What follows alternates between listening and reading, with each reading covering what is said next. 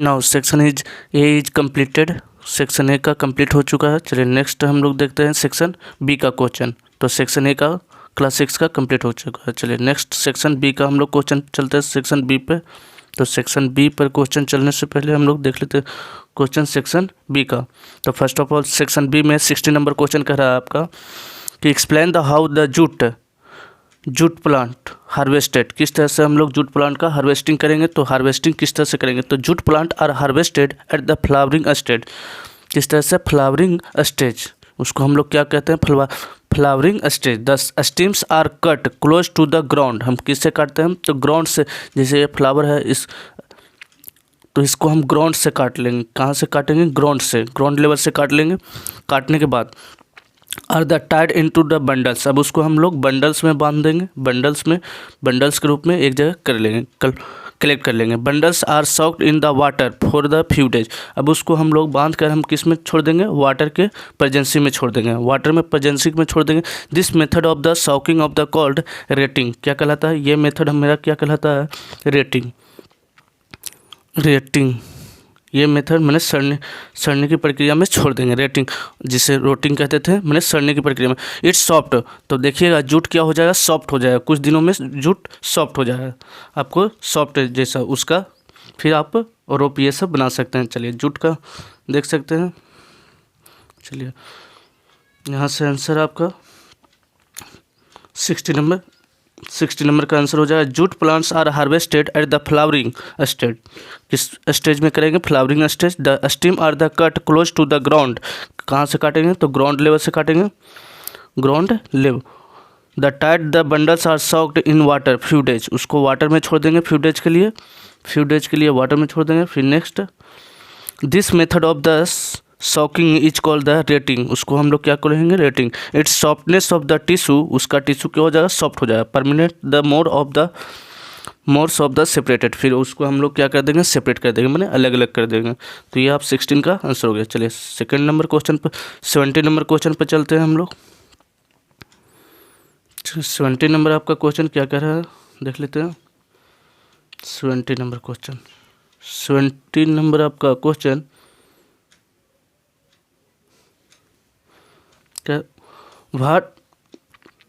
What advantage do the highlighted feature give the fish. Highlighted feature दिया हुआ है, किस तरह से इसका फीचर का वर्क करता है। तो देखिए इसका वर्क आपका feature fitness of the flatted type का होता है फिश, जो give the stability of the control the direction of movement. इसको जो भी कंट्रोल करते रहता है, ये फ्लैटनेट टाइप का होता है, वो कंट्रोल करता है, डायरेक्शन को कंट्रोल करता है, मैंने किस डायरेक्शन में जाना है। ये पार्ट होता है वो डायरेक्शन को शो करता है कि किस तरफ हमको जाना है। फिर आपका जो पिछले वाले भाग रहता है, जो स्लिपरी रहता है, स्लिपरी ये पिछुलने का वर्क करेगा। जैसे ही पकड़िएगा तो पिछुल जाएगा, मैंने control the direction of the movement during the swimming. Slippery scales protect the fish of the help in the easy movement of the through the water. इससे स्लिपरी टाइप का रहेगा, उससे इजी मूवमेंट कर सकता है, मैंने इजीली वो pass out हो सकता है, किसी के हाथ से भी पास आउट हो सकता है। तो इसका आपका आंसर, चलिए आंसर हम लोग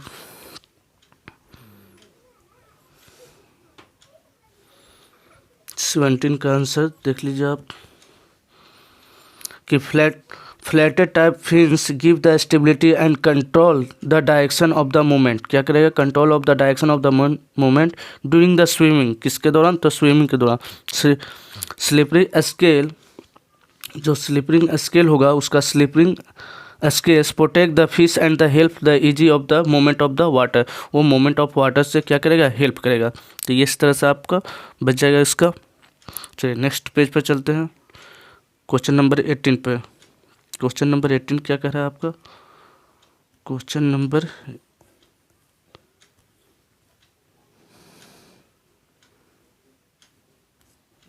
चलिए 18 आपका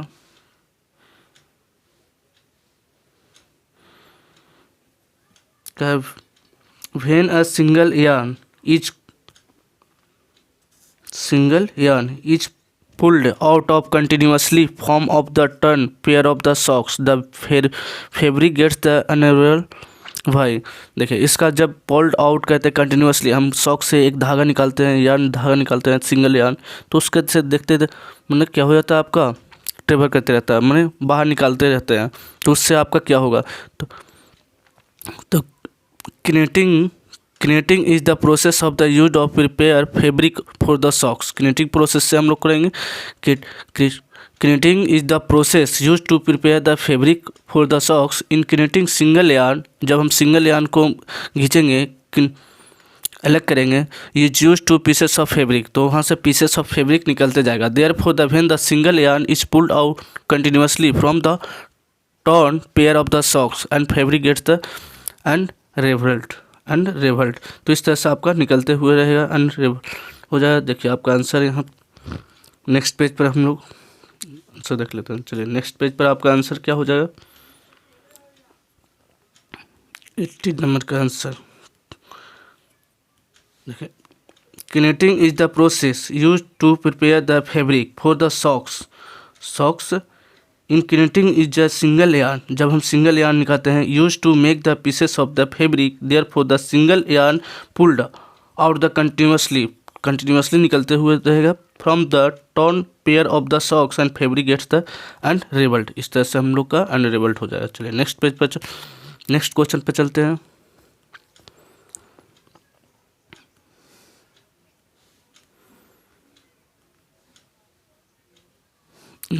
नाइन्टी नंबर क्वेश्चन आपका क्या कर रहा है, 90 number question.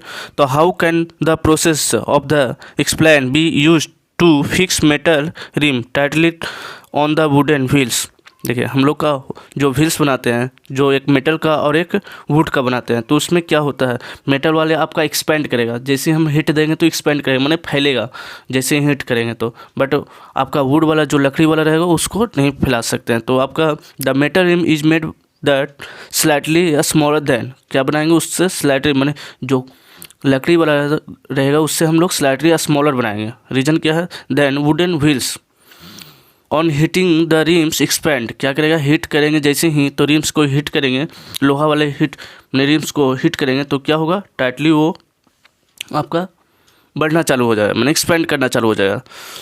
And fits on to the wheel, cold water is then poured, जब उस पर हम कोल्ड वाटर डालेंगे तो फिर अपने कॉन्स्ट्रक्टेड मैंने अपने शेप में आ जाएगा, फिर वो सिकुड़ कर अपने ही शेप में चला आएगा। तो आपका 90 नंबर क्वेश्चन का आंसर।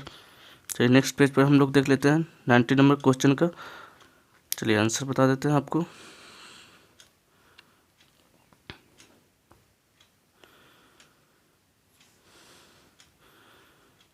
चलिए यहाँ से आप 90 नंबर क्वेश्चन का आंसर लिख लीजिए, राइट डाउन कीजिए।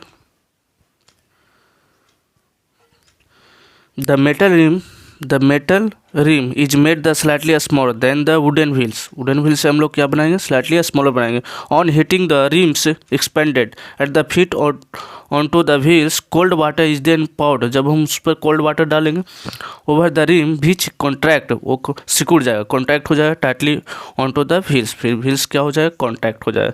चलिए नेक्स्ट क्वेश्चन पे चलते हैं। क्वेश्चन नंबर 20 कह रहा है कि why is the carbon dioxide is gas use to ignite fire. मैं कार्बन डाइऑक्साइड को गैस क्यों नहीं बुझाने में क्यों यूज किया जाता है, कार्बन डाइऑक्साइड गैस को तो क्यों यूज किया जाता है। चलिए क्योंकि कार्बन डाइऑक्साइड को इसलिए यूज किया जाता है, carbon dioxide gas is not support the combustion, not support the combustion, combustion में यह सपोर्ट नहीं करता है आपका कंबसन, तो सपोर्ट नहीं करेगा तो हमको यूज कहाँ करेंगे इसको, not use combustion, not used in combustion, combustion में आपका यूज नहीं करता है, इसलिए हम इसको कार्बन डाइऑक्साइड को यूज करते हैं। When the spread on the burning object it cuts the supply of the oxygen, ये cuts off the supply, cut किसको करेगा, supply of oxygen, supply of oxygen को कट कर देगा, तो इसलिए हम लोग यूज क्या करते हैं, कार्बन डाइऑक्साइड। चलिए नेक्स्ट पेज पर इसका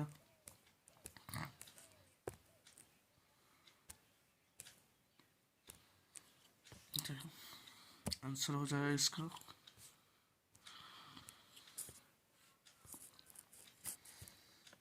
90 नंबर क्वेश्चन। 20 नंबर देखिए answer, carbon dioxide gas is not support when the spread of burning of object, burning जब करवाएंगे तो cuts on the supply of oxygen stings the fire, इसलिए मैंने cut off the supply, supply को आने से क्या कर देगा, रोक देगा, और रोकने के बाद एक्सटिंग्स मैंने स्टिंग द फायर, मैंने कार्बन मैंने वो फायर क्या हो जाएगा, बुझ जाएगा, मैंने जो आग रहेगा वो बुझ जाएगा, मैंने एक्सटिंग मैंने बुझना। चलिए नेक्स्ट क्वेश्चन 21, क्वेश्चन नंबर 21। 21 आपका क्वेश्चन क्या कह रहा है, question number 21, will the glow in the arrangement so in the figure give the region, reason बताना है आपको, ग्लो किस तरह से कर रहा है, रीजन बताना है, तो रीजन में आपका क्या हो जाएगा कि रीजन ग्लो तो करेगा, यस, ग्लो तो यस हो, yes, bulb will be glow in the arrangement so in the figure because the circuit is complete, circuit क्या होगा यहाँ पर, कंप्लीट, कंप्लीट सर्किट कंप्लीट होगा, तो इसलिए ये ग्लो करेगा, सर्किट इज कंप्लीट, तेरे कंटिन्यूसली कंटिन्यूसली क्या करेगा, करंट इज फ्लो होते रहेगा। चलिए नेक्स्ट,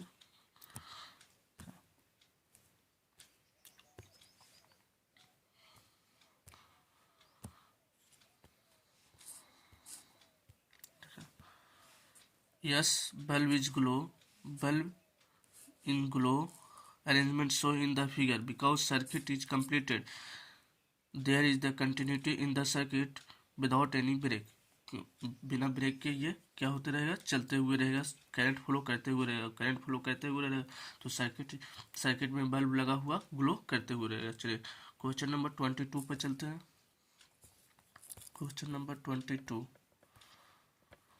क्या कह रहा है आपका, 22, क्वेश्चन नंबर 22 कह रहा है, how does the tree look when seen the through the pin hole camera, pin hole camera किस तरह से, how does the look when the seen through the pin hole camera, pin hole camera में कैसे दिखाई देता है कोई भी ऑब्जेक्ट, तो जस्ट उसका इमेज क्या बनता था आपका, real and inverted, real and inverted, real and inverted बनता था, इन्वर्टेड मतलब उल्टा, क्या होता था, रियल एंड इन्वर्टेड। सपोज कीजिए कि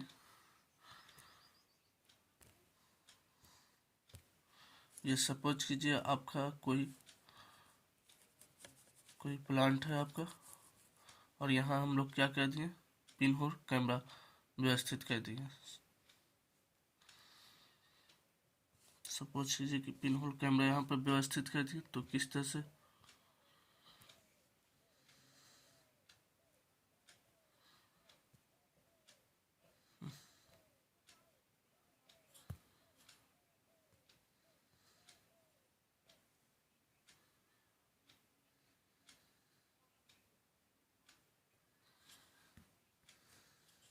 इस तरह का पिन होल कैमरा व्यवस्थित कर दिए, तो ये जस्ट उल्टा इसका क्या बनेगा, इमेज आपका बनेगा। सपोज कीजिए पेन चेंज कर लेते हैं, तो इस तरह से आपका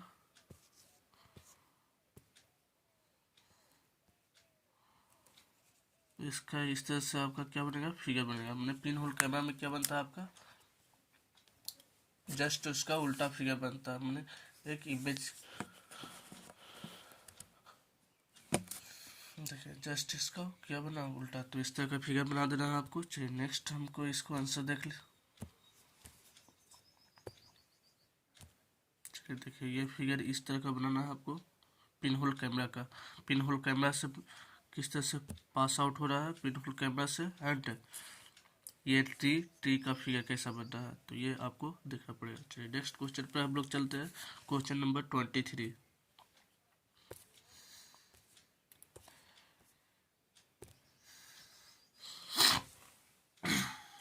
23 नंबर क्वेश्चन क्या कर रहा है आपका कि गिव द रीजन, रीजन बताना है। First, we should not put the waste containing the salt, oil and milk preparation in the waste pits of the food and red bombs. देखिए रेड बॉम्ब्स क्यों नहीं बनता है, we should the put the waste containing of the salt, तो we should the not waste containing the salt, oil and milk preparation in the pits as the disease causes the small organism start the growing in the pit. क्या हो जाएगा आपका, start हो जाएगा growing होना, छोटे छोटे ऑर्गेनिज्म का ग्रोइंग होना चालू हो जाएगा जब भी पिट्स में हम अति करेंगे तो इसमें ग्रोइंग होना, छोटे छोटे ऑर्गेनिज्म का ग्रोइंग होना चालू हो जाएगा।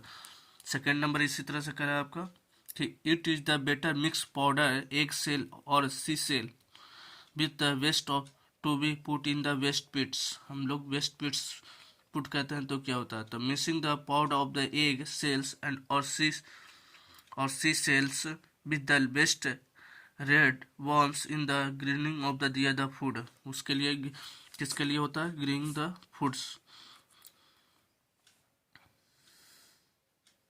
तो इसका रीजन हो जाएगा आपका फूड का, ग्रेइंग द फूड कहाँ किसको मिलेगा, वॉर्म्स, रेड वॉर्म को यहाँ से फूड मिलेगा। तो का नेक्स्ट इस पर इसका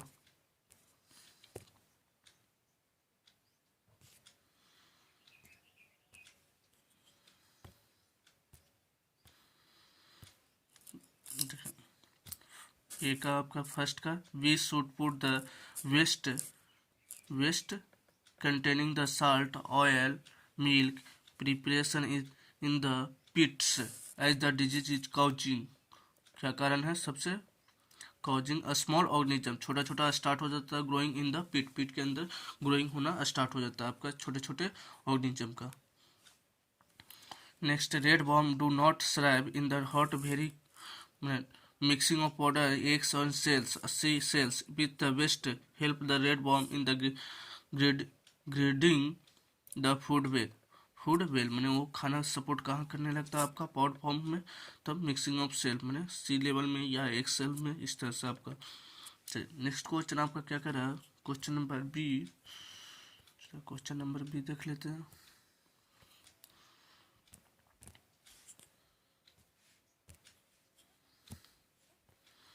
इसी 23 का बी क्वेश्चन नंबर कर रहा है what types of condition do red worm need the श्राइब। अब किस तरह से श्राइब कर सकता है रेड वर्म, तो रेड वर्म से श्राइब करने के लिए रेड वर्म डू नॉट श्राइब द वेरी हॉट, न ज़्यादा हॉट पर, न वेरी हॉट पर, और न ही ज़्यादा कोल्ड पर श्राइब कर सकता है। Surrounding the grow well in the moist, surrounding क्या होना चाहिए, मॉइस्चर होना चाहिए, क्या होना चाहिए, मॉइस्चर मैंने नमी होना चाहिए। चलिए इसका आंसर हम लोग देख लेते हैं।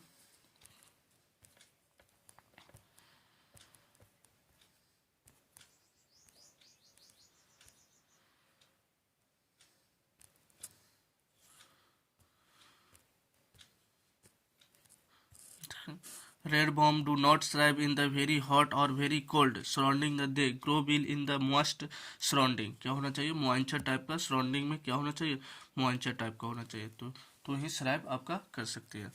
नेक्स्ट क्वेश्चन नंबर 24 का है what are the problem of the faced by the people due to drop से प्रॉब्लम क्यों, रीजन बताइए आपको। What is the basic idea behind the rain water harvesting, ये दोनों आपको 24 में करना है। तो चलिए फर्स्ट क्वेश्चन पर चलते हैं। The problem of the faced by the people due to drop के कारण क्या क्या प्रॉब्लम होता है। तो drop is a condition soil does not sufficient moisture to grow the crops well. Drought condition में क्या नहीं होता है, सॉइल को not sufficient moisture sufficient amount में नहीं मिलता है, इसलिए प्लांट ग्रो नहीं कर पाएगा। मॉइस्चर ही नहीं रहेगा तो प्लांट कहाँ से ग्रो करेगा, मैंने क्रॉप से मैंने फसल कहाँ से लग पाएगा।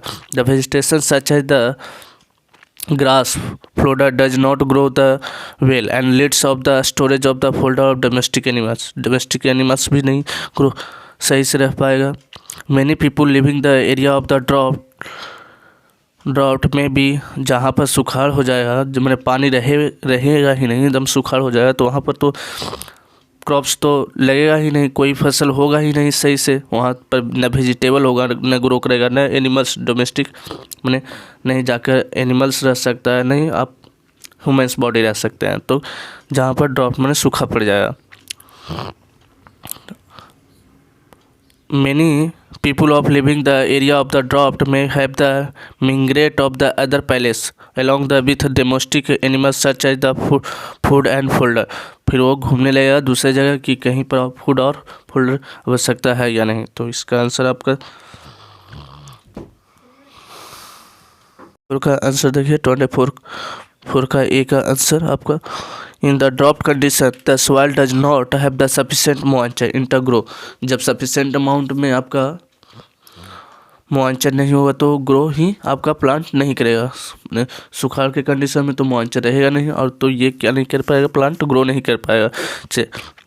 सेकेंड पॉइंट आप देखिए the vegetation such as the grass folder does not grow will as the help of the lead. इस तरह से ग्रो जितने भी प्लांट रहेगा वेजिटेबल रहेगा वो भी ग्रो नहीं करेगा। तो storage of the domestic animals भी सही से नहीं रह पाएगा। Many of people living in the area of the drought may be migrate of the other places जाने लगेगा along with the domestic animal in search as the food and fodder मैंने एक दूसरे जगह जाने लगेगा आपको जितना भी एनिमल्स रहेगा। तो चलिए बी क्वेश्चन नंबर बी 24 का बी क्वेश्चन नंबर क्या कह रहा है आपका देख लेते हैं। Question number B, question number B आपका है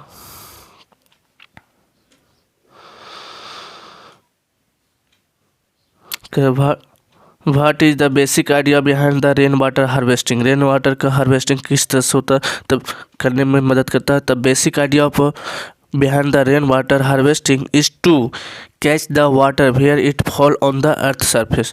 धीरे धीरे कहाँ चल जाता है, अर्थ सरफेस में। जैसे ही रेन वाटर होता है वो स्विंगिंग होकर मैंने धीरे धीरे रिश्ते कहाँ चल जाता है, अर्थ में। तो अर्थ में चला जाएगा तो फिर किसके लिए वर्क होगा, आपको हार्वेस्टिंग के लिए वर्क इजी वे में होगा। तो ये आपका चलिए बी का आंसर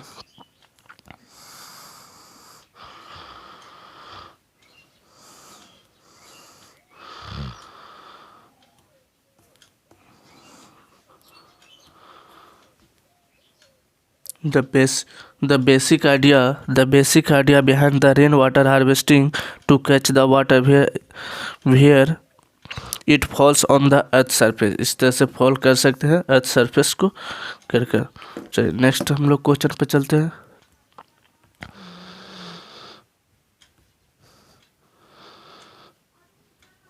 चलिए नेक्स्ट क्वेश्चन आपका क्वेश्चन नंबर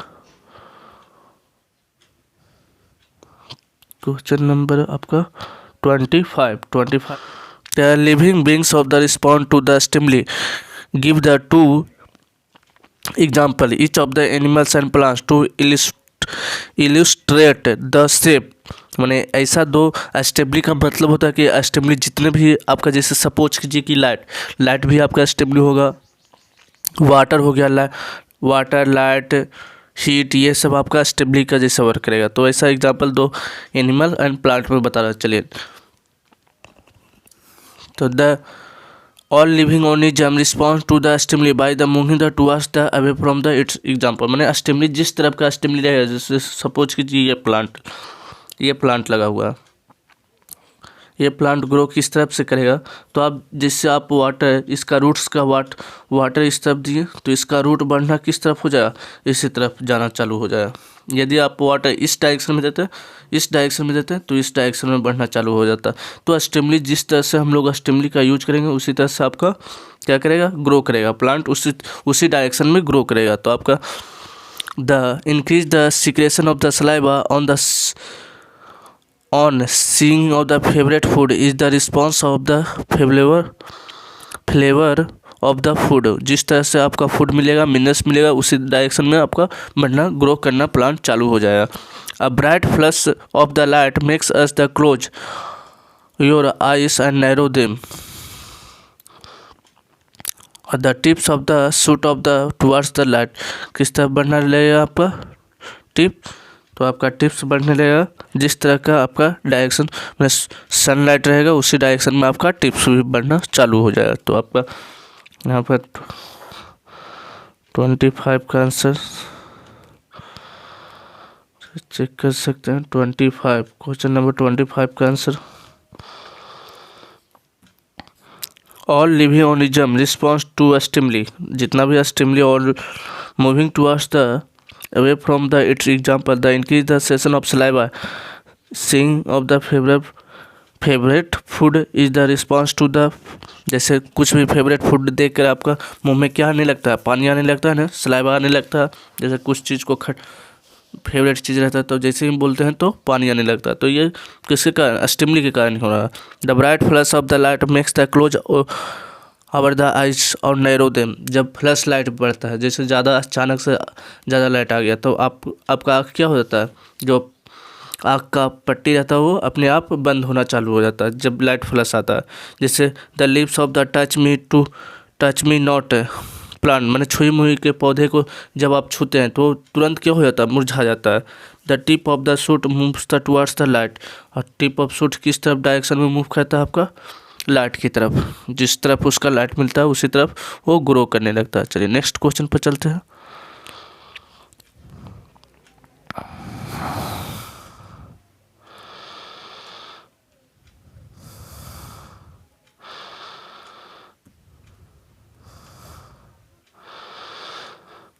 Question number 26.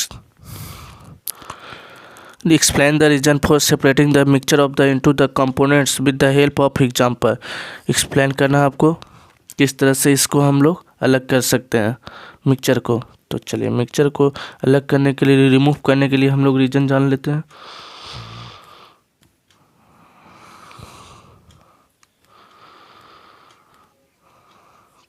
चलिए फर्स्ट रीजन आपका क्या हो सकता है कि टू रिमूव द अनडिजायरेबल, जितना भी mixture of the separate into the component following the flowing reason. पहला, to remove the undesirable component, for example tea is the made of boiling tea leaves in water and they adding the milk sugar after the tea is made the use the leaves are the undesirable. The use of tea undesirable होता है, जैसे हम दूध का चाय ही बनाते हैं तो उसमें जो चपत्ती रहता है आपका अनडिजायरेबल रहता है component of the mixture T of the remove the by the using of T strainer, उसको हम लोग छान देते हैं। क्या कहते हैं, जो चपत्ती रहता है उसको हम लोग क्या कहते हैं, टी से छान देते हैं, तो इस तरह से बाहर निकाल देते हैं। To remove the harmful components, for example food grains of the like the rice wheats pulse it is usually contain the small pieces of the stone, जैसे राइस में, चावल, गेहूं में, ये सब दाल में, ये सब में क्या रहता है, छोटे छोटे पत्थर रहता है, तो क्या कहते हैं, some insect the these can not be consumed and are the hence the remove from the food against the before the use.